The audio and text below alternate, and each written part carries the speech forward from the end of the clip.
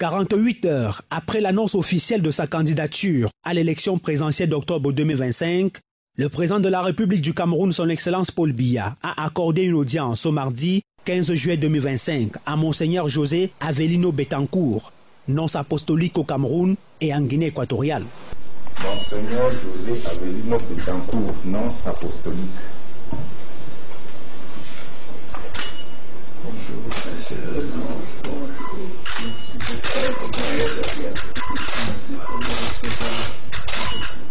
La rencontre tenue dans le cadre prestigieux du Palais de l'Unité de Yaoundé s'inscrit dans une dynamique diplomatique forte entre le Cameroun et le Saint-Siège à l'aube du pontificat de sa sainteté, le pape Léon XIV.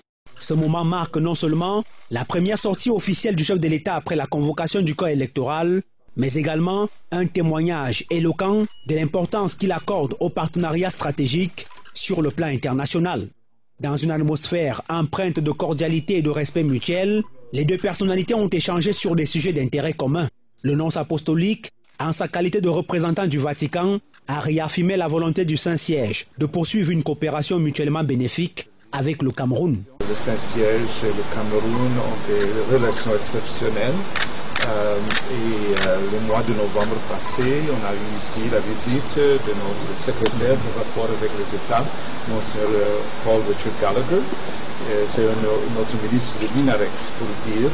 Et alors, je suis venu dans le contexte des relations normales qui existent, qui sont là depuis beaucoup d'années entre le Saint-Siège et le Cameroun. Et je viens d'avoir une rencontre très bonne et en même temps, je présente les vœux du pape parce que je viens d'arriver de Rome. Alors c'est normal. Le président Paul Biya, fidèle à son attachement aux valeurs de dialogue, de paix et de solidarité, a salué l'engagement constant du Vatican dans les domaines de l'éducation, de la santé, de la spiritualité et du mieux-être des populations. Le Cameroun et le Saint-Siège entretiennent des relations diplomatiques étroites, matérialisées par l'accord cadre signé en 2014 et régulièrement renforcées par des visites de haut niveau. Le chef de l'État avait notamment reçu le 18 novembre 2024 Monseigneur Paul Richard Gallagher, envoyé spécial du pape François à l'occasion du 10e anniversaire de cet accord historique.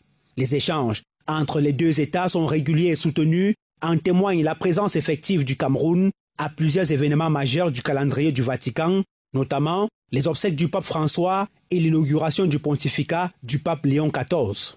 Les images de cette rencontre parlent d'elles-mêmes. Paul Biya, debout, frais, le regard droit et la posture ferme, incarne la stabilité et la continuité. À 92 ans, il démontre une fois de plus qu'il est en parfaite possession de ses moyens, prêt à relever les défis de la prochaine campagne électorale avec sérénité et détermination. Ce tête-à-tête avec un haut représentant du Vatican vient ainsi confirmer en plus des mots la vitalité d'un chef d'État toujours en mouvement, toujours au service de la nation. Cette audience fortifie donc l'ancrage du Cameroun dans une diplomatie ouverte, stratégique et équilibrée. Elle témoigne également de la continuité et de la stabilité des institutions camerounaises sous l'impulsion du président Paul Biya, garant de la souveraineté nationale et promoteur du dialogue des civilisations.